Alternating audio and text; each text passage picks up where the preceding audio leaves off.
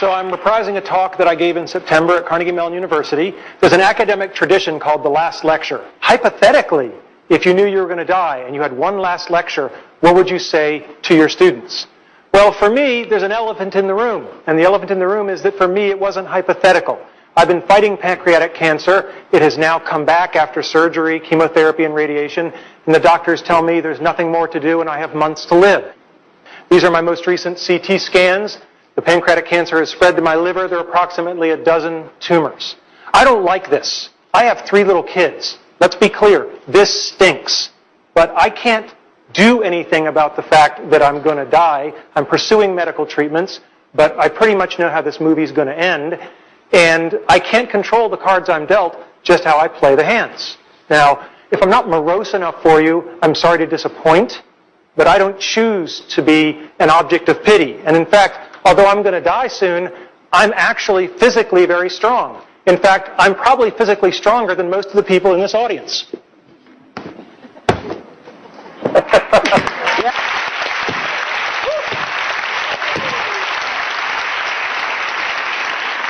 So, today's talk is not about death. It's about life and how to live. Specifically about childhood dreams and about how you can try to achieve them. My childhood dreams, your childhood dreams. As a child, I had an incredibly happy childhood. I went back and rated the photo album, and I couldn't find any places where I wasn't smiling. Right? I just had a great childhood. And I was dreaming, always dreaming.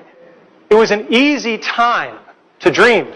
When you turn on your television set and men are landing on the moon, anything is possible. And we should never lose that spirit. So what were my childhood dreams? Being in the National Football League. This is one of the childhood dreams I didn't achieve. Right? And it's very important to know that if you don't achieve your dreams, you can still get a lot by trying for it. There's an expression I love, experience is what you get when you don't get what you wanted. Now, I played Little League football for a long time, and I had a phenomenal coach, Coach Jim Graham. And he was old school. When I was at a practice, he rode me all practice. You know, you're doing it wrong, go back, do it again. You're sloughing off, you owe me push-ups. Just for 2 hours, it was relentless. And after practice, one of the assistant coaches came up to me and he said, yeah, Coach Graham rode you pretty hard. And I said, yeah. And he said, that's a good thing, because it means he cares. When you're doing a bad job and nobody points it out to you, that's when they've given up on you.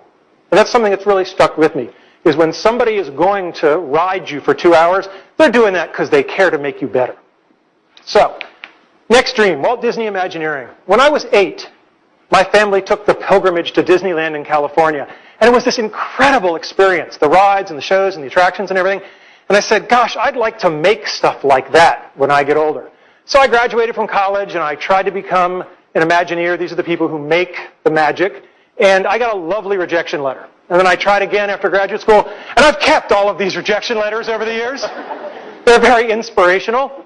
But then the darndest thing happened. You know, I worked hard, and I became a junior faculty member, and I specialized in doing certain kinds of research. That's me. And I developed a skill that was valuable to Disney, and I got a chance to go there, and I was part of an Imagineering team, and we worked on something called Aladdin's Magic Carpet Ride. And it was incredibly cool. However, it took me over 15 years to do it, and lots of tries. And what I learned from that is that the brick walls that are in our way are there for a reason. They are not there to keep us out. They are there to give us a way to show how much we want it. If you're going to have childhood dreams, I recommend you have good parents. I lucked out. I have great parents. This is my mother on her 70th birthday. I am the blur in the back. I have just been lapped. This is my father on his 80th birthday. There is this notion of have fun all the time. Have a sense of fun and wonder. That should never go away. All right? My dad, what an incredible guy. He fought in World War II. He was clearly part of the greatest generation.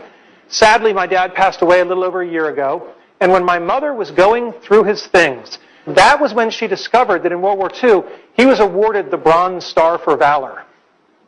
In 50 years of marriage, it had just never come up. There's a real lesson in humility that I can learn from my father there. Now, my mother. Mothers are people who love you even when you pull their hair. And this was the kind of relationship I had with my mother. And my mother, speaking of humility, was always there to keep me in check. When I was going through graduate school and I was taking really hard examinations, I was home pretty much complaining and whining about how hard these PhD tests were. And she just patted my arm and she said, "We know how you feel. Just remember that when your father was your age, he was fighting the Germans in World War II." And then the day came when I got my PhD, and I was so proud, and my mother introduced me to everyone as, "This is my son. He's a doctor, but not the kind that helps people." Probably the most wonderful thing my parents did was they let me paint my bedroom. I said one day, "I want to paint stuff on the walls." And they said, "Okay." So I had a rocket ship, and we lived in a ranch, so I wanted an elevator. I wasn't sure where it would go. And yeah, you can tell the nerds early, so that's the quadratic equation. But the great thing is that they let me do it. And they felt that letting me express my creativity was more important than the pristine nature of the walls. And I was really blessed to have parents who saw it that way. My parents taught me about the importance of people versus things. So when I got older and I bought my first car and I was so excited, I had this shiny new convertible. This is my niece and nephew, Christopher and Laura. And every month I'd take them for a weekend, so my sister and her husband would get a little break, and we'd go off on adventures. And I'd just shown up with my new car, and my sister's explaining to Chris and Laura, "Now it's Uncle Randy's new car, you can't get it dirty, da-da-da-da-da." And they're just cracking up laughing, because over her shoulder, I'm casually opening a can of soda and just emptying it on the back seat. And they come running over, and my sister says, "What are you doing?" And I said, "It's a thing.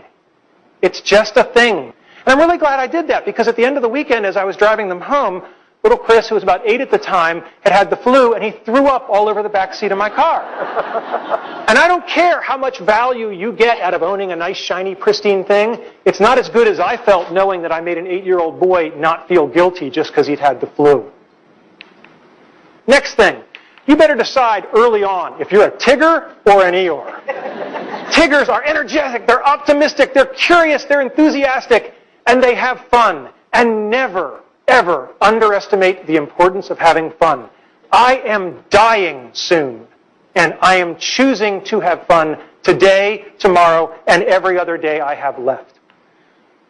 If you want to achieve your dreams, you better work and play well with others, and that means you better live with integrity. Simple advice that you'll find hard to follow, just tell the truth.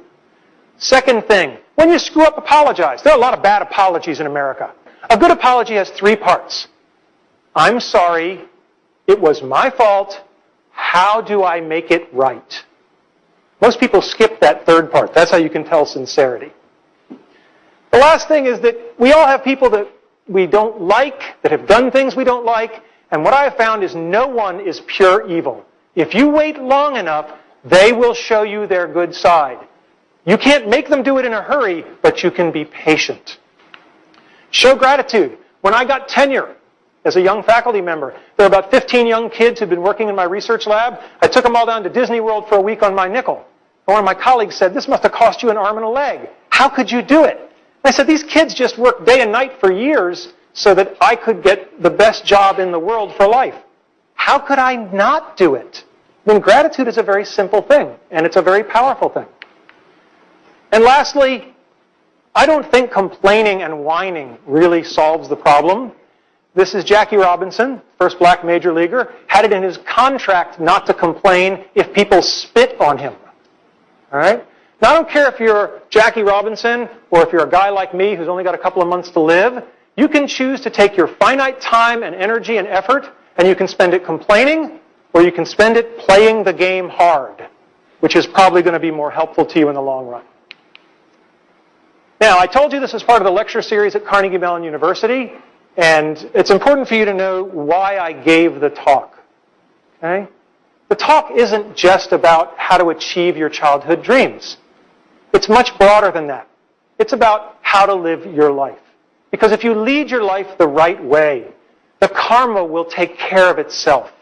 The dreams will come to you. If you live properly, the dreams will come to you.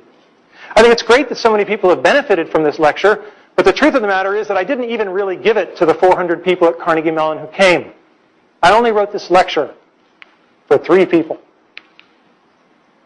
And when they're older, they'll watch it. Thank you.